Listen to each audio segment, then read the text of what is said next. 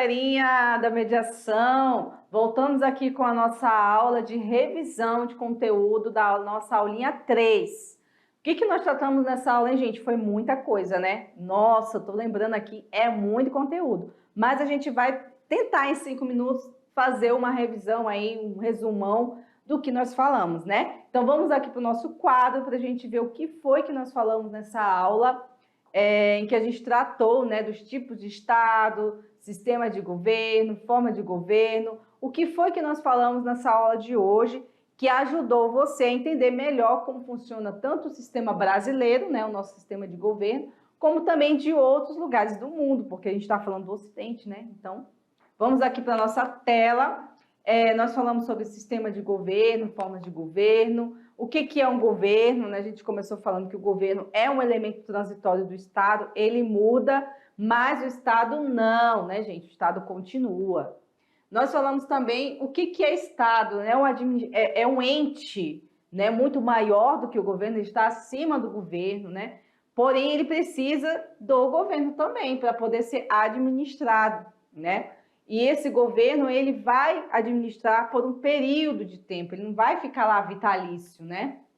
Então, assim, todas essas questões que envolvem o Estado, ele também envolve culturas, envolve sociedade, envolve perspectivas, envolve um território que está todos, né, ali junto e misturado dentro desse território aí do Estado. Então, a gente tem várias populações, línguas, credos, religiões, crenças que estão todos relacionados ao Estado também, né? Bom, nós falamos também sobre a forma de organização, né? A gente dividiu aqui forma de governo, sistema de governo e regime de governo. Dentro do sistema republicano, o mais comum que nós temos aqui é um sistema presidencialista, né? E um regime de governo democrático. Já na monarquia, a gente tem um sistema de governo já parlamentar, né, o parlamentarismo, e um regime totalitário ou também um regime democrático, tá? Então, a gente pode ter democracia, sim, dentro da monarquia. Nós falamos também sobre um sistema eleitoral, né, de como funciona. A gente falou que existe, sim, a figura presidente, governador, prefeito, senado, deputados e vereadores, todos têm que ser eleitos, só que existem formas diferentes dessa eleição. Nessas formas diferentes, a gente vai ter a eleição do sistema majoritário e do sistema proporcional. E aqui nesse quadro eu trouxe para vocês, para ficar mais fácil de entender, que existem diferenças. No Brasil nós temos os dois, tanto majoritário como proporcional. O majoritário é aquele que o eleito ou a eleita vai ser aquele que teve maior quantidade de votos. Nesse caso, nós temos aqui presidente, governador, prefeito e senadores. São todos eleitos da forma majoritária. Agora, a forma proporcional é aquele em que o partido que recebeu mais votos é o que vai eleger mais candidatos, tá? Então, isso serve para deputado federal, deputado estadual ou distrital e também para o vereador ou vereadora. Então, a gente tem aí, nesse sentido, diferentes formas de eleger candidatos no Brasil, tá? Não sei se você sabia, mas é assim que funciona, tá certo? Gente, então agora é hora da atividade de sala em que vocês vão fazer e a gente vai voltar daqui a pouco para corrigir a atividade de vocês, dar continuidade a esse conteúdo também, comentários que vocês possam surgir aí durante a nossa correção para ajudar melhor ainda vocês nesse entendimento, tá certo? Então, encontro vocês daqui a pouquinho. Até mais!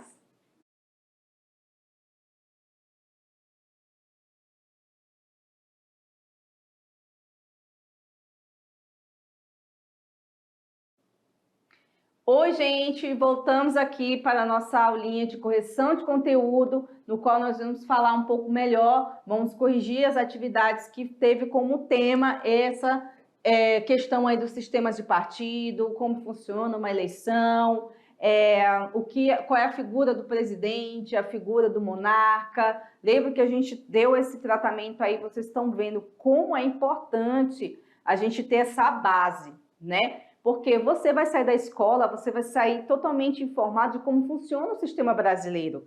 Agora imagine, as pessoas passam pela escola e não têm esse entendimento, e aí às vezes se fica confuso, né, na hora de entender o que é o papel de um presidente da República, na hora de entender o que é um papel de um monarca, por que existe o parlamentarismo, por que não é presidencialismo, enfim, uma série de coisas, né? Então, isso aí já dá para conseguir, pelo menos, sanar um pouco dessa lacuna da formação de vocês, tá certo? Então, agora a gente vai ver as atividades, vamos corrigir, então, pela primeira perguntinha de hoje, que é, vamos lá, vamos ler comigo. Levando em conta a diferença doutrinária entre formas de Estado, formas de governo e regimes de governo, assinale a alternativa que corresponde à forma de governo adotada na Constituição Federal de 1988. Formas de governo, né, pessoal? Vocês lembram que existem os sistemas, existe forma de governo e existe regimes. Vamos ver aqui a alternativa: federação, parlamentarismo, república, presidencialismo ou confederação. E aí, gente, qual é a forma de governo adotada pela nossa Constituição Federal? Vamos lá? É a república, né? Por isso que quando a gente vai falar, é o presidente da república. Nossa forma de governo adotada é a república. Então, é a letra C. Muito bem, quem acertou, parabéns. Nós temos, então, a forma de governo adotada para nós é a república, certo? Muito bem. Vamos para a próxima pergunta. Questão de número 2. No Brasil, tem se adotado o como sistema de governo. Presta atenção, é diferente, tá? Forma de governo é um, sistema de governo é outra. Assim, a atividade executiva está concentrada na figura do presidente da República. Essa tá fácil, né? Que é, ao mesmo tempo, chefe de governo. Ele também vai escolher o ministro, vai propor políticas, como também vai representar o seu país lá fora, junto a outros chefes de Estado. Então, preencha essa lacuna com a alternativa correta, né? Quem é? É o socialismo? É o presidencialismo? É o parlamentarismo? É o autoritarismo ou o nazismo? De que estamos falando quando nós estamos falando de sistema de governo, onde nós temos o chefe de governo e o chefe de Estado que acumula essas duas funções? Hã? Sim, tá muito fácil essa daí. É o presidencialismo. Aqui no Brasil, nós temos o presidente ou a presidente da República, né, que acumula tanto essa pessoa, ela vai escolher seus ministros, ela vai governar, ela vai propor políticas, como também vai fazer-se representar o Brasil fora, em qualquer lugar do mundo, para se discutir também diversos temas, né? Então, nosso aqui é diferente, porque no parlamentarismo a gente teria, então, um primeiro-ministro, por exemplo. E isso não cabe porque nosso sistema é uma república presidencialista. Muito bem. Agora vamos para a perguntinha do Enem. Vamos lá, presta atenção. Um povo que depende do governo para se manter vivo é como o cordeiro que depende do lobo, né? É uma crítica, né? Dizer que nós não devemos depender totalmente de um governo ou de uma ideologia, de um partido. Aqui você pode ver que aparece, né, na imagem uma pessoa, vários famintos aqui, né? E esse que seria aqui, digamos, a figura do governante, dando uma sopinha, então, com várias ideologias. Aqui a gente tem, né, socialismo, nós temos aqui o nazismo, não sei se aqui, enfim, são várias ideologias políticas diferentes. E aí a crítica que se faz é essa, né? Como que as pessoas, quanto mais pobre você mantém uma população, mais escrava ela fica, mais cativa ela fica desses governantes, né? E quanto mais prosperidade você traz para o povo, mais ele fica crítico também, começa a cobrar mais. A partir dessa análise do contexto apresentado acima, a gente pode inferir que a sociedade é independente do governo quando há projetos sociais de transferência de renda? Bom, aí fica difícil, porque, na verdade, o que a gente está dizendo é o contrário, né?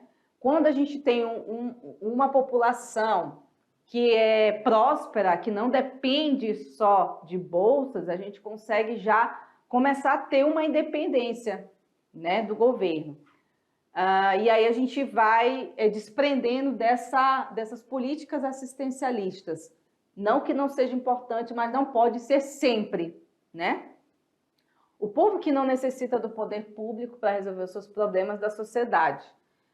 Nesse momento a gente não pode dizer isso, né? Porque as pessoas, a grande parte da população dos países pobres, eles dependem do poder público, né? Bom, a permanência da desigualdade social mantém o povo subjugado a um estado paternalista, né? Quando a gente tem um povo que está mais empobrecido e que há uma desigualdade entre aqueles que governam e os que são governados, realmente a gente tem uma maior propensão ao estado paternalista. O povo confia em um governo paternalista, pois este é comprometido com o bem-estar social. Nem sempre, né? Nem sempre um governo que se diz pai dos pobres, ou que se importa, no discurso, ele se importa com os pobres, nem sempre ele está realmente comprometido com o bem-estar social. Tem que prestar muita atenção nessa diferença, né? Outros benefícios sociais são importantes para o povo viver sem o auxílio governamental, né? Essa resposta também está um pouco fora da casinha, porque os benefícios sociais, né, são promovidos pelo auxílio governamental, nesse sentido, né? Quando o povo depende desse auxílio para poder ter o mínimo, né? Como a gente tem aí as bolsas, os auxílios, enfim. Bom, então, resumidamente aqui, qual dessas vocês acreditam que seja a resposta correta, pessoal? Pela análise aqui, acho que já ficou claro que é a letra C, né? A permanência da desigualdade social, né, mantém o povo subjugado a um estado paternalista. Por quê? Porque nos países onde nós temos uma grande riqueza, como o caso do Brasil, que tem um PIB altíssimo, nós temos um grande PIB, porém isso não se configura numa igualdade social. Pelo contrário, parece que quanto mais o Brasil vai enriquecendo, mais aumentando a desigualdade. Então a gente precisa, na verdade, diminuir a desigualdade social para que o Estado seja menos paternalista. Claro que sempre vai haver pobres, sempre vai haver pessoas que precisam, mas quando a gente diminui essa desigualdade, aí diminui também o papel do Estado nessa função, né? Ele pode se preocupar com outras coisas, né? Com a tecnologia, com a melhoria da educação. Agora, quando a gente só acaba se preocupando com a fome, miséria, isso é sinal de que o país não está avançando, as coisas não estão acontecendo, né? Então é isso. Parabéns para quem marcou a letra C. Então vamos para a nossa última perguntinha do dia. Explique o que é república. Nosso estado é uma república, né? E o que é república, hein, gente? República, ela se opõe à forma monárquica. Por quê? Porque ela manifesta a rejeição ao governo aristocrático ou mesmo aos governos oligárquicos. Lembra que eu falei para vocês que um governo aristocrático, quando ele se corrompe, ele acaba virando oligarquias, né? Como eu falei, no caso do Brasil, aconteceu muito no passado, as oligarquias paulistas, as oligarquias mineiras lá, que se transformavam em verdadeiros grupinhos que conseguiam se beneficiar das políticas do Estado, né? Então, nela, os presidentes e ministros, né, na República existe a figura dos presidentes e ministros, eles têm que ser eleitos. Na República não pode ter a figura da não eleição, porque aí deixa de ser república, vira outra coisa. Então, em uma república que funciona normalmente, tem que ter eleição. No caso do Brasil, né, de 4 em 4 anos a gente elege presidente, a gente elege senadores, a gente elege deputados, né? A gente elege os nossos governantes que vão mais à frente escolher os seus ministros, né? No caso, eles vão representar o nosso os nossos interesses. Então, de 4 em 4 anos, nós temos um novo presidente, ou até mesmo reeleito ou reeleita, porque aqui no Brasil a gente tem a possibilidade de reeleger tanto o presidente, né, como governadores, como também deputados. A gente reelege os deputados, né? Os deputados não têm essa limite, né? Então eles podem se reeleger várias e várias vezes, e já o presidente não, ele tem a possibilidade de se reeleger apenas uma vez, e depois, se ele quiser de novo, ele tem que esperar mais um mandato e se candidatar de novo, tá? Governador da mesma forma, os governadores podem se reeleger, mas depois eles têm que sair do governo. Se quiser voltar, tem que esperar mais 4 anos, né? Já o mandato dos senadores já são maiores, né? São de 8 anos.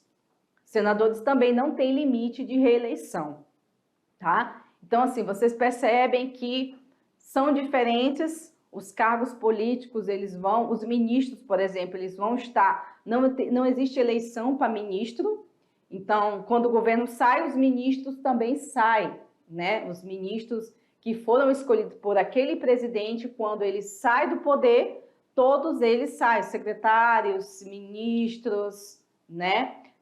Cargos importantes do primeiro escalão, do segundo, até mesmo do terceiro, até assessores que trabalhavam para o governo X, quando o governo Y entra, todos vão sair, né? A gente chama isso de exoneração, são exonerados e nomeados outras pessoas, ou até mesmo algumas dessas pessoas antigas, tá? Então, gente, é basicamente assim que funciona o nosso Estado brasileiro, com inúmeras potencialidades, mas também com inúmeros defeitos, inúmeras questões que ainda precisam melhorar, não é mesmo? Então, gente, nossa aula termina por aqui. Espero que vocês tenham gostado e sigam ainda a nossa disciplina nas nossas redes sociais, aí também no nosso canal da mediação, que ainda tem muito conteúdo para a gente trabalhar no terceiro ano, tá certo? Um abraço e até mais!